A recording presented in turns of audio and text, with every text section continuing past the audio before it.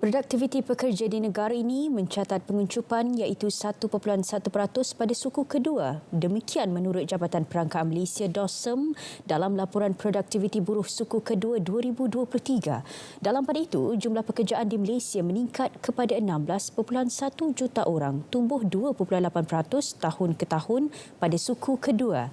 Petang ini, BIS Malaysia akan fokus untuk menganalisis posisi dan prestasi negara dalam memperkukuh produktiviti buruh. Teruskan bersama saya, Faiz Syairah Nizam, untuk 30 minit yang berikutnya.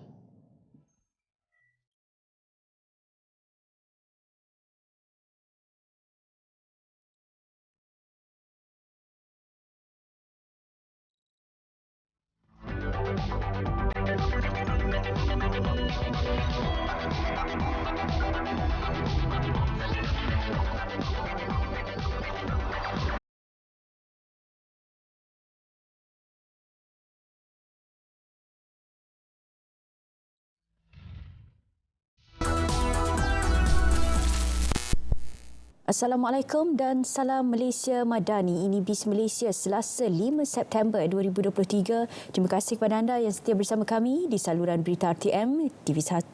Selain itu, anda juga boleh terus ikuti kami di Facebook Live dan YouTube BIS Malaysia. Sebelum kita ke topik perbincangan utama, kita ikuti dahulu perkembangan ekonomi semasa. Pertumbuhan domestik Malaysia diunjur terus bertambah baik didorong permintaan dalam negara yang berdaya tahan dengan situasi pasaran buruh yang stabil serta sektor perkhidmatan terus meningkat. Berdasarkan penyelidikan Kenang Investment Bank Berhad, unjuran itu turut disokong peningkatan beransur-ansur dalam kegiatan pelancongan. Penyelidikan juga menyemak unjuran pertumbuhan KDNK 2023 negara antara 3.5 hingga 4% daripada 4.7%. Ia berikutan pemulihan ekonomi China lebih perlahan berbanding jangkaan dan kesan ketinggalan dalam persekitaran kadar faedah lebih tinggi diterajui ekonomi maju.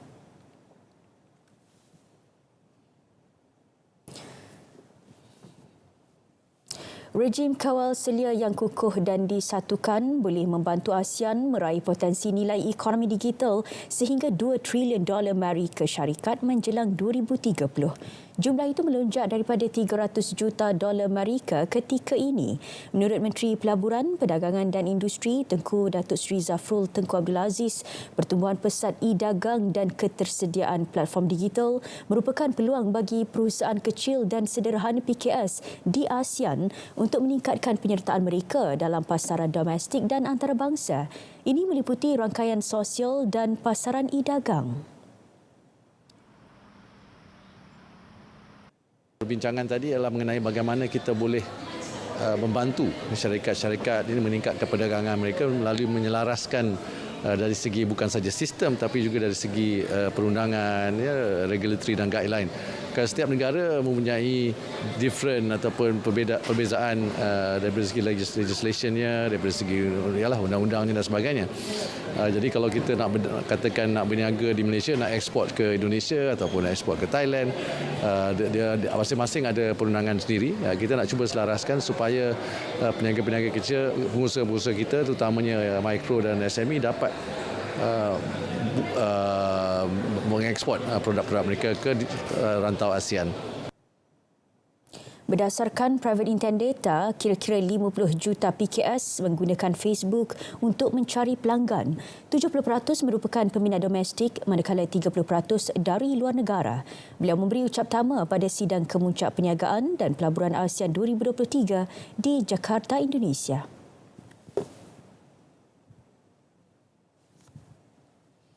Dan seterusnya kita beralih ke perkembangan saham yang disediakan PNB Investment.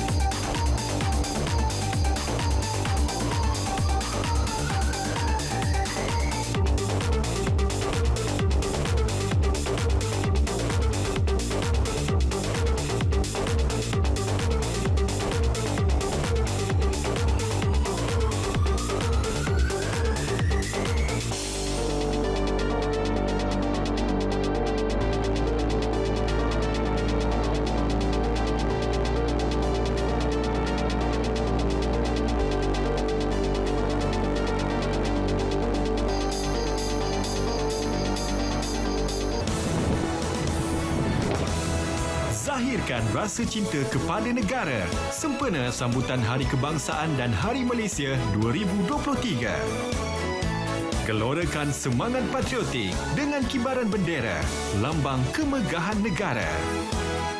Hormati jalur gemilang dengan cara pengibaran yang betul. Ayo, kibarkan jalur gemilang. Bincang labur hidup makmur. Semua mahu kaya, tapi jangan salah langkahnya. Jika terpedaya, hidup sengsara. Macam-macam skill yang ada, mesti faham ada di labur. Lesson SC pastikan ada, silap labur, duit lebur. Ingin tahu produk sah yang ada, laman web Investmart jawapannya. Pesanan ini dibawakan oleh Suruhanjaya Security Malaysia.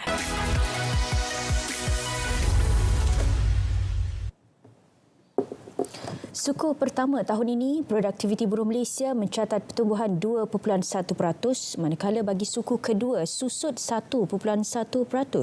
Dawson menjangkakan pertumbuhan ekonomi yang sederhana tahun ini, namun produktiviti buruh dijangka mencatatkan prospek yang lebih baik. Selain menilai pengukuhan produktiviti buruh negara, perlu juga kita cakna kesan kepada pertumbuhan ekonomi. BIS Malaysia petang ini bersama Profesor Madya Dr. Ida Mat Yassin, pensyarah kanan Putra Business School. Assalamualaikum Prof, selamat datang. Waalaikumsalam. Baik, untuk kita lihat bagaimana produktiviti negara. Dari segi produktiviti ini luas untuk kita beri pandangan bahawa produktiviti ini bukan sahaja kepada buruh secara sosialnya, ia juga kepada ekonomi negara. Pada tahun ini apa yang boleh Prof ulaskan produktiviti buruh negara? Terima kasih Syahira. Untuk soalan ini saya merujuk kepada laporan produktiviti 2023 yang baru saja dilancarkan oleh Perbadanan Produktiviti Malaysia, iaitu sebuah agensi di bawah Kementerian Perdagangan Antarabangsa dan Industri. Jadi mengikut jangkaan MPC, pada tahun ini dijangka sebanyak 3% pertumbuhan produktiviti buruh.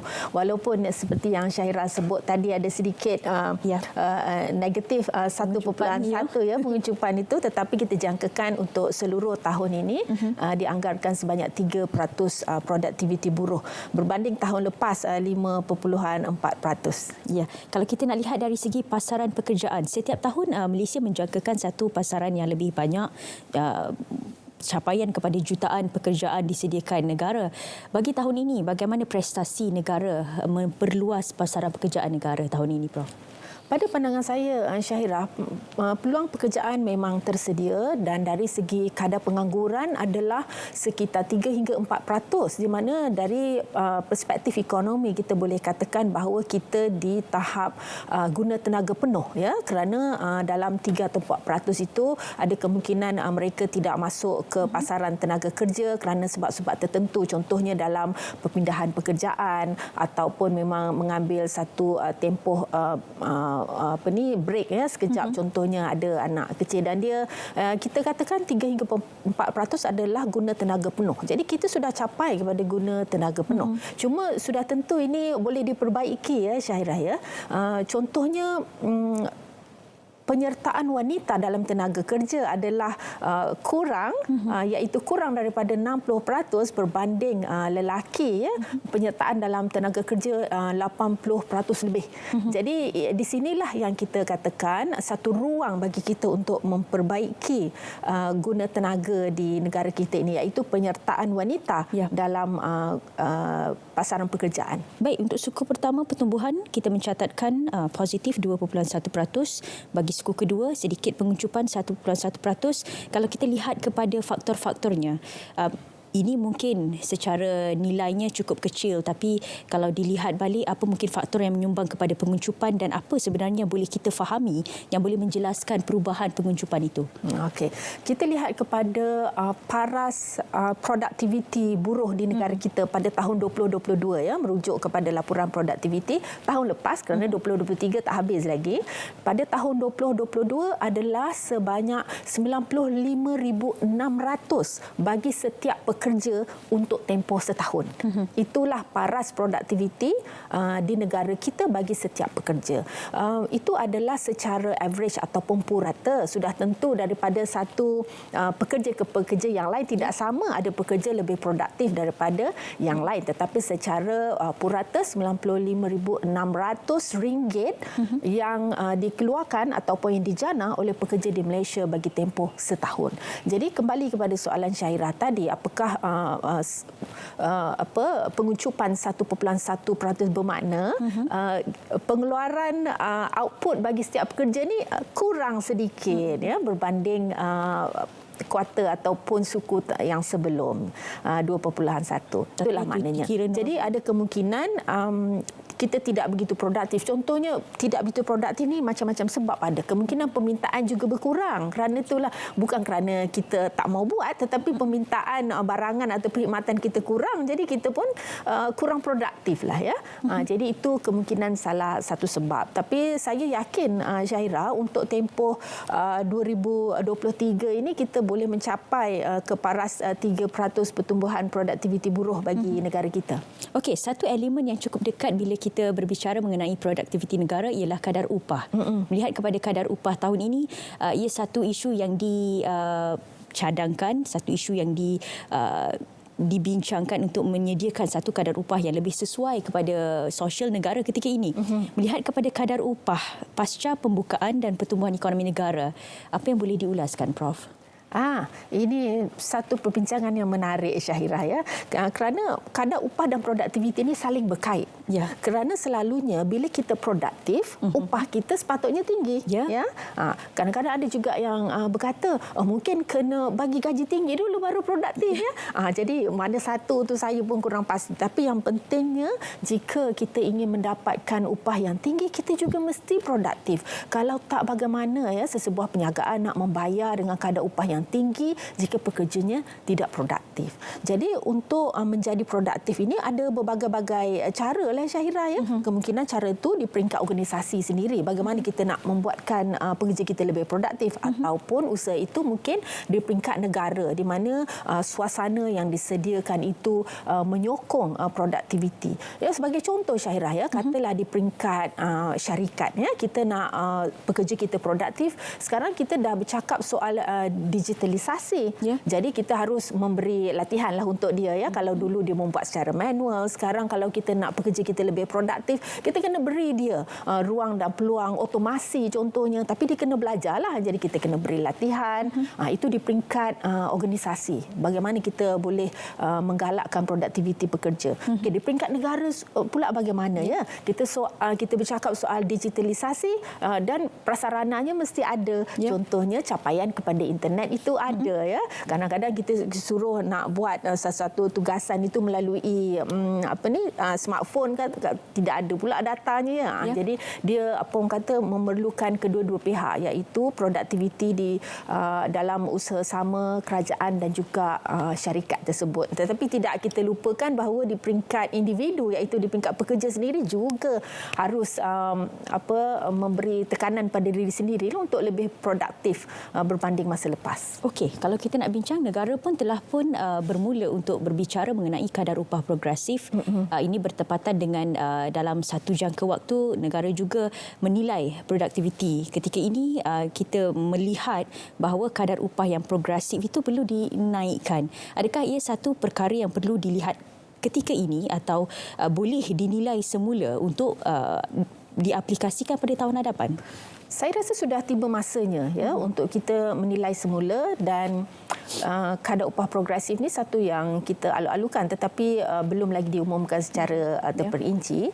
Tetapi kita mahukan itu berlaku kerana kadar upah pada masyarakat atau pekerja di negara kita ini kenaikannya sangat perlahan ya, berbanding kita melihat data kepada 10 tahun yang lalu. Ada kenaikan tetapi sangat perlahan. Jadi memang kita akan bertanya kenapa kenaikan upah ini terlalu perlahan ya, berbanding dengan ekonomi yang sepatutnya kita jangkakan meningkat dengan lebih tinggi. Jadi harus kita lihat kepada pekerjaan apa yang kita bawa masuk, pelaburan apa yang kita bawa masuk. Jadi kita sudah melihat bahawa plan untuk pelaburan yang dinyatakan oleh Perdana Menteri baru-baru ini dan Menteri MITI juga tentang pada 10 tahun akan datang bagaimana kita negara Malaysia ini mahu menuju ke arah negara yang lebih maju, lebih makmur, dan pada masa itu kadar upah boleh kita tingkatkan. Jadi ada beberapa sektor yang menjadi tumpuan kerajaan pada masa ini, contohnya yang berkaitan dengan digital, ekonomi digital, berkaitan dengan aeroangkasa, elektrik dan elektronik.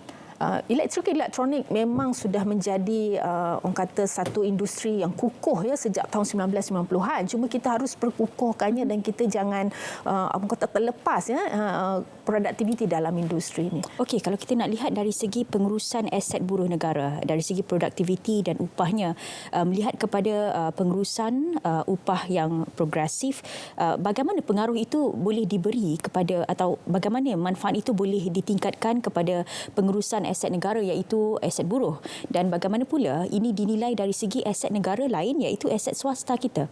Bagaimana ia berkait rapat dan pengaruh yang dibawa dalam pengurusan buruh negara. Dalam hal ini Syahira, sebenarnya yang meneraju pertumbuhan ekonomi ini kita mengharapkan sektor swasta. Bagi pihak kerajaan memang kita ada pelaburan, tetapi kita mahukan sektor swasta lead ataupun menerajui pelaburan ini. Bagi sektor kerajaan, apa yang dilakukan ketika ini dan yang patut dilakukan juga adalah memberi satu memudahkan memudahkan para peniaga untuk menjalankan perniagaan, memudahkan pada pelabur untuk datang melabur. Jadi menyediakan suasana itu yang menyokong kepada pertumbuhan ekonomi negara. Itu tugas kerajaan. Di samping itu kita nak kaitkan juga dengan pasaran buruh tadi. Kemungkinan kita boleh adakan latihan-latihan. Memang sekarang ini sudah ada di bawah Human Resource Development Fund itu kan, HRDF. Tetapi latihan-latihan yang ditawarkan itu kalau boleh yang lebih diperlukan oleh industri. Jadi industri sebenarnya bebas untuk memberi cadangan kepada kementerian dalam hal ini untuk apa yang boleh kita masukkan lagi dari segi latihan-latihan yang kita perlukan.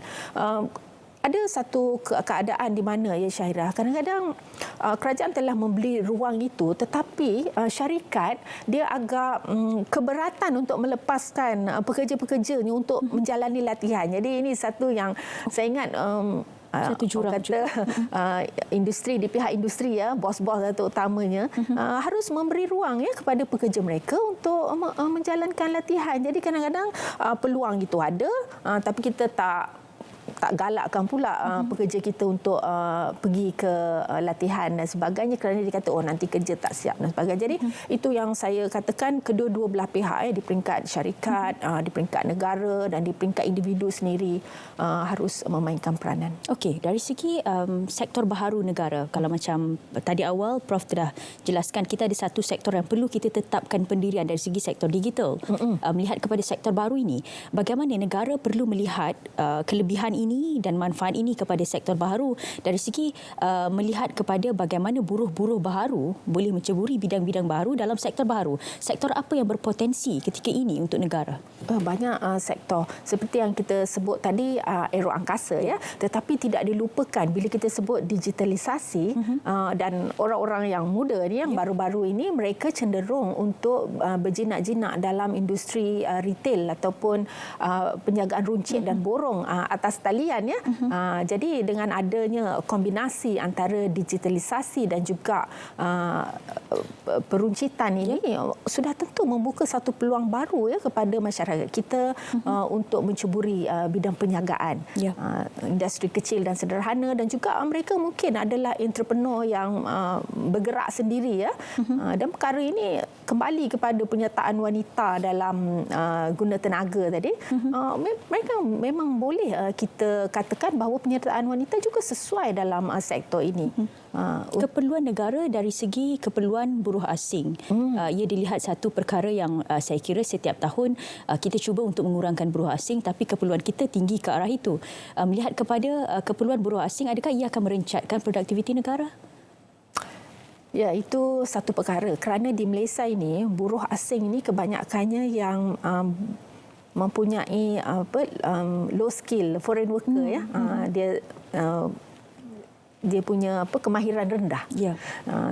Berbanding dengan setengah negara, contohnya Singapura lah ya. Dia banyak skill workers, foreign skill workers yang datang di negara kita. Jadi kita juga di negara kita ni agak sedikit berbeza ya, kerana masyarakat Malaysia sekarang ini dia kerana dah guna tenaga penuh. Jadi keadaan itu kita boleh memilih pekerjaan lah, boleh dikatakan begitu ya. Terutama di Lembah Kelang ini. Jadi itulah yang di setengah-setengah sektor itu masih memerlukan buruh asing, Ya, betul. untuk berkhidmat. Kerana keadaan negara kita bila kita sudah sampai ke guna tenaga penuh, ini adalah satu cabaran lah, boleh kita katakan begitu. Ya, terbaru ini pun Yang Amat Berhormat Perdana Menteri juga menjelaskan ia akan melihat semula bagaimana pengaruh atau keperluan buruh asing itu diperlukan negara dengan nilai-nilai tertentu, kerana kita faham dalam negara kita walaupun kita ada buruh lokal atau buruh tempatan itu, kita masih memerlukan buruh asing. Melihat kepada sektor-sektor tertentu, apa yang boleh dibangunkan atau boleh kita wujudkan satu situasi atau persekitaran tidak memerlukan buruh asing semata-mata, kita memerlukan buruh tempatan semata-mata, tidak mengganggu atau tidak campur tangan buruh asing ini? Ini satu soalan yang baik ini, Syahira. Ya, saya memikirkan tentang sebab di pasaran buruh ini dia ada penawaran dan permintaan buruh, dia ada penawaran buruh dan permintaan buruh. Dan kita harus melihat kepada wilayah ya, pembangunan wilayah dan pembangunan negeri-negeri. Kerana penawaran buruh itu kadang-kadang berada di negeri-negeri tertentu, sedangkan permintaan itu daripada negeri lain pula. Jadi sekarang kita ada isu lokasi ya, locality. Kerana contoh saya beri contoh. Di Kuala Lumpur ini memerlukan banyak tenaga buruh, sama ada yang berkemahiran tinggi, berkemahiran sederhana dan berkemahiran rendah. Tetapi pekerja-pekerja itu mungkin berada di Sabah, mungkin berada di Kedah. Jadi kita harus selesaikan perkara ini, kerana bukannya kita tidak ada pekerja dan bukan kita tidak ada warga negara yang bekerja, tetapi lokasi itu tidak bersesuaian. Permintaan di Kuala Lumpur, buruh mungkin berada di Sarawak dan Sabah ataupun di Kedah contohnya ya. Saya menarik perhatian saya dalam laporan produktiviti, antara negeri ya yang kedua terbawah ya dari segi produktiviti ini adalah Sabah dan Kelantan. Ya. Jadi itu sudah memberi kita satu signal ya, untuk membangunkan wilayah-wilayah itu dan menggunakan ya tenaga-tenaga kerja yang ada di sana. Jadi saya ingin utarakan bahawa pembangunan wilayah ya, kita menuju kepada keserataan lah, saya katakan itu harus kita lakukan. Jadi dalam hal ini Syahira, kerajaan mungkin memikirkan tentang infrastruktur, kerana bila kita kata kita ingin membangunkan sebuah wilayah ataupun kawasan, infrastruktur perlu ada. Ya. Jika tidak, agak sukar ya bagi pelaburan untuk sampai ya, contohnya pelabuhan, airport ya, lapangan terbang, ataupun mungkin kita sebut tentang kawasan bebas cukai dan sebagainya. Ini yang perlu kita lakukan di peringkat negeri ataupun seperti yang Syahira sebut tadi, kita sebenarnya ada guna tenaga pekerja itu, tetapi di tempat yang berbeza. Jadi apa kata kita bangunkan ya wilayah tersebut. Okey, upah lokaliti juga adalah satu kesenjangan atau jurang yang menyebabkan buruh itu beralih ke lokaliti tertentu. Melihat kepada perkara ini, mungkin dari segi cadangan Prof terhadap upah lokaliti yang perlu dinilai semula. Saya ingat dulu Syahira bila bercakap tentang minimum wage ya. Paras gaji yang minima, kita ada perbezaan antara setiap negeri, setengah negeri dan negeri yang lain. Kemudian kita samakan semula. Jadi kurang pasti saya mesti dilakukan kajian sama ada perlu ke kembali semula kepada kadar upah yang berbeza bagi setiap negeri berdasarkan kesenjangan itu. Ini bukan sesuatu yang asing, kerana di negeri lain, contoh di Kanada, mereka juga mempunyai upah yang berbeza dari satu negeri ke satu negeri ya. Jadi tidak ada salah betul di sini. Jadi sebenarnya kajian boleh membantu kerajaan untuk membuat keputusan yang lebih tepat lah. Jadi kita pernah lalu ya di negara kita begitu, mula-mula berbeza upahnya, lepas tu dah sama ya, lepas tu bincang perlu beza ataupun tidak. Jadi data-data sangat diperlukan bagi tujuan inilah, untuk kita membezakan sama ada kita perlukan upah lokaliti yang berbeza dari negeri-negeri untuk kita mengelak daripada perpindahan buruh tempatan kepada negeri-negeri atau negara negara asing. Kalau kita nak lihat dari segi apa yang boleh kita tawarkan dalam bajet 2024 akan datang, untuk kita lihat bagaimana produktiviti ini boleh diteruskan dan ditingkatkan dari segi bagaimana itu upah yang boleh lebih progresif dari segi upah tertentu atau mungkin sektor-sektor seperti sektor TVET yang boleh dibangunkan selepas ini, Prof. Ya, sudah tentu. Dalam hal ini, Syahira, bila kita sebut gaji minima itu, dia memang yang minima. Kerana bagi setengah syarikat, mereka telah memberi gaji yang lebih daripada gaji minima itu sudah sekian lama. Ya. Kerana jika pekerja mereka produktif, apa salahnya tidak semestinya untuk memberi gaji yang minima, mereka boleh memberi lebih. Jadi itu cuma satu guide ataupun panduan sahaja. Ya. Mungkin saya boleh nyatakan serba sedikit tentang bagaimana kita boleh meningkatkan produktiviti buruh ini. Dia ada kemungkinan dibahagi 4. Ya. Perkara pertama, kualiti pelaburan tadi. Kita sebutkan pelaburan yang datang ke negara kita harus yang berkualiti, yang membawa kepada nilai tambah yang tinggi supaya pekerja kita boleh bekerja di sektor-sektor yang mempunyai nilai tambah yang tinggi. Ya. Yang keduanya adalah dari segi skill ataupun kemahiran pekerja itu. Kemahiran ni sebenarnya dia berbeza dari masa ke masa kerana teknologi berkembang. Ya. Apa yang kita belajar 10 tahun yang lepas di universiti tidak sama lagi apa yang diperlukan sekarang. Jadi sudah tentu terus-menerus latihan ini harus kita sediakan ataupun kita berikan. Kita tidak dapat elak itu. Kadang-kadang syarikat-syarikat dulu kata kenapalah universiti tidak melatih mereka seperti yang saya mahukan. Kita kena ingat bahawa teknologi ini berkembang dengan cepat. Apa yang diajar kadang-kadang perkara yang asas dan bila dia keluar dah agak berbeza. Jadi terus-menerus latihan itu sangat kita perlukan. Ya. Yang ketiga adalah kualiti pengurusan. Pengurusan ini penting dalam sesebuah organisasi ataupun sesebuah negara. Jika di sebuah organisasi kita mempunyai pengurusan yang bagus, cekap contohnya, sudah tentu produktiviti buruh juga akan meningkat. Jadi ini kita tidak boleh kita kesampingkan bahawa kualiti pengurusan memainkan peranan dalam meningkatkan produktiviti buruh sebenarnya. Kerana mereka yang buat keputusan dalam banyak hal dalam syarikat.